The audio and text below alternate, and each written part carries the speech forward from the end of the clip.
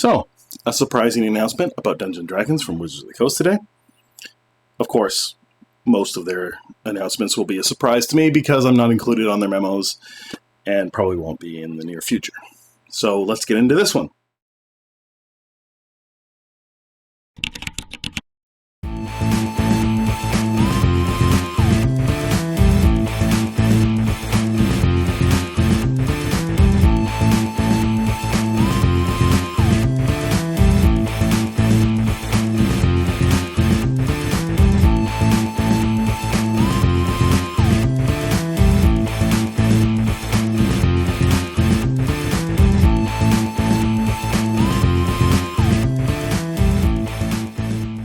So I'm just perusing YouTube, and I see something saying One D&D from Wizards of the Coast, or the Dungeons & Dragons official channel.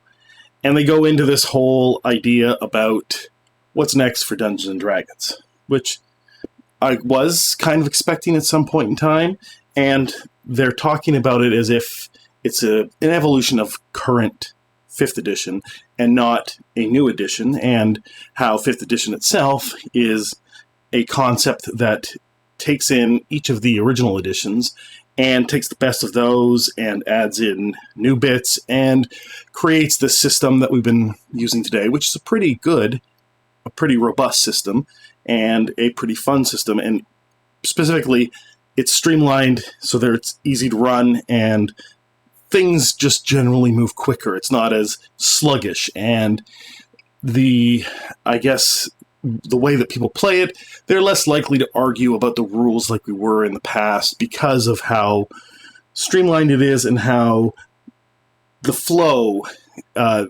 is smooth for the system.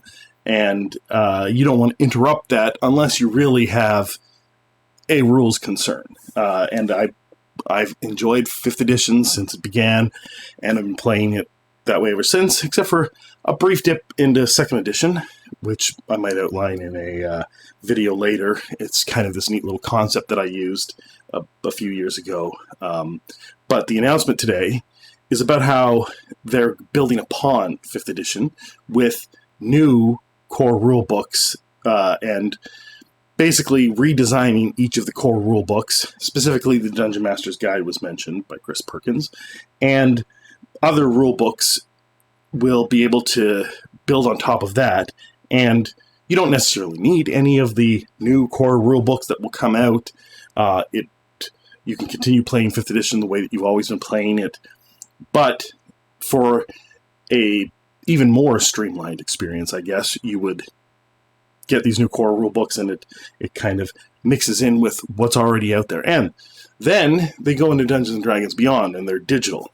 And this is the surprising part. Well, first of all, something that everyone's been calling for ever since Dungeons & Dragons Beyond began, mostly because they didn't understand Dungeons & Dragons Beyond. So, to let you know, it was a third-party company that was official licensor of Dungeons & Dragons materials. Now, there were other virtual tabletops and other places where you could get digital materials, but they weren't the official source.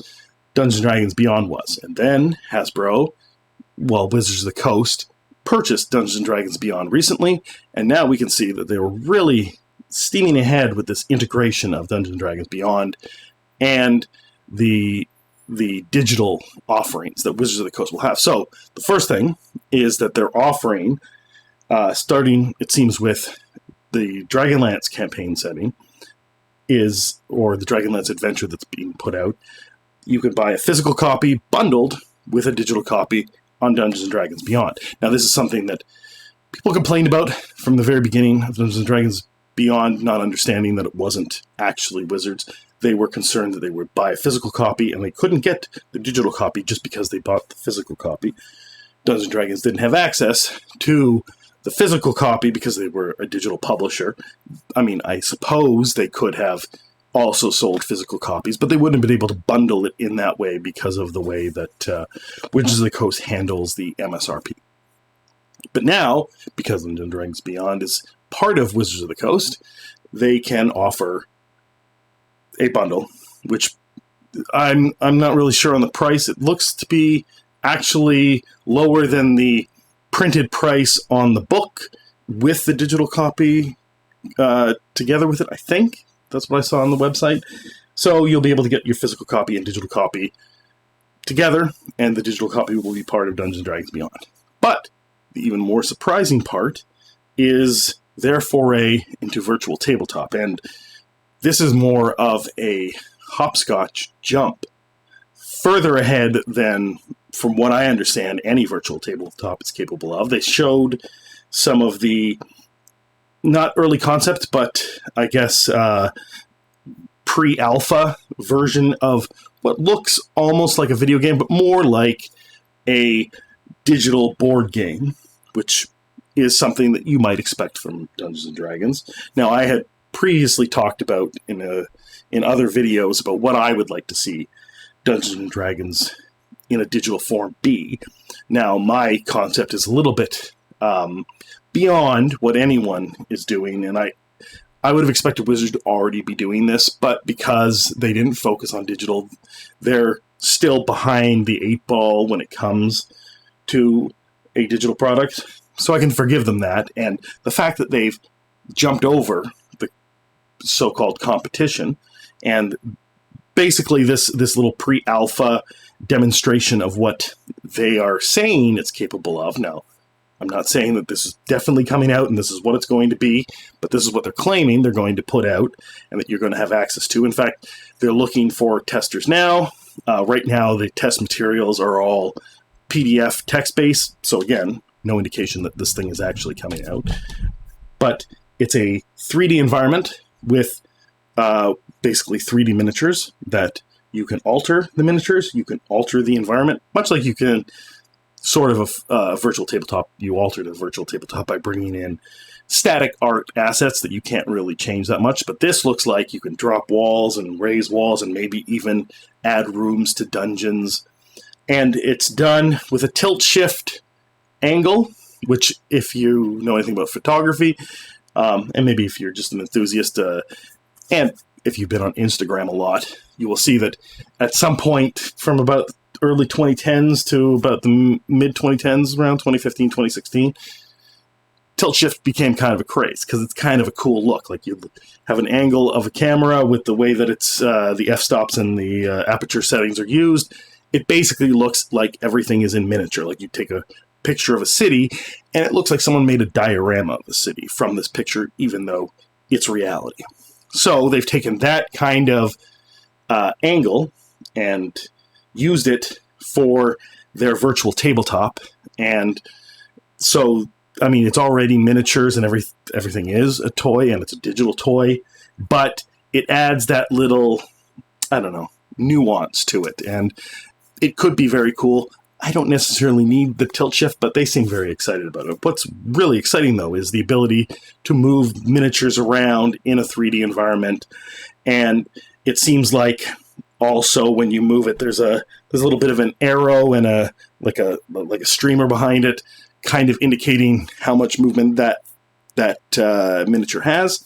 I'm interpreting that. That may not be the case, but maybe they've also put in the functionality of being able to define your miniature based on your character sheet and the abilities that it has within a Dungeons & Dragons engine, and also the monsters and also the dungeons. Maybe that's the case. I don't know. Hopefully.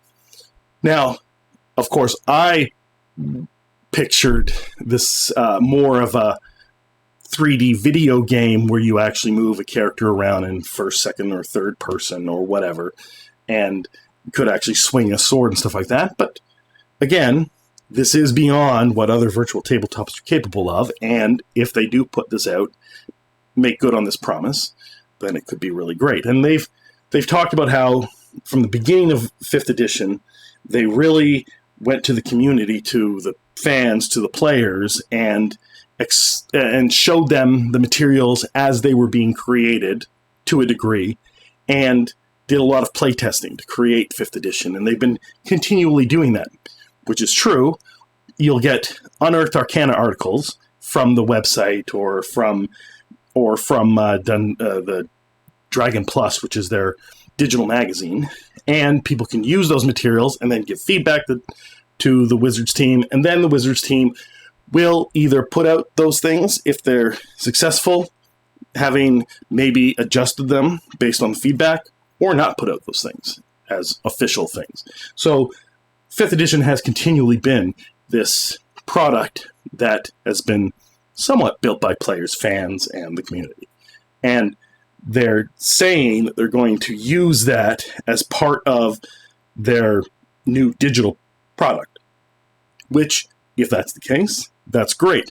So we'll have access to this, whatever it is, as they give it to us in bits and pieces, and be able to give them feedback as to how it can be improved, or how things could be abandoned, or how things could be added.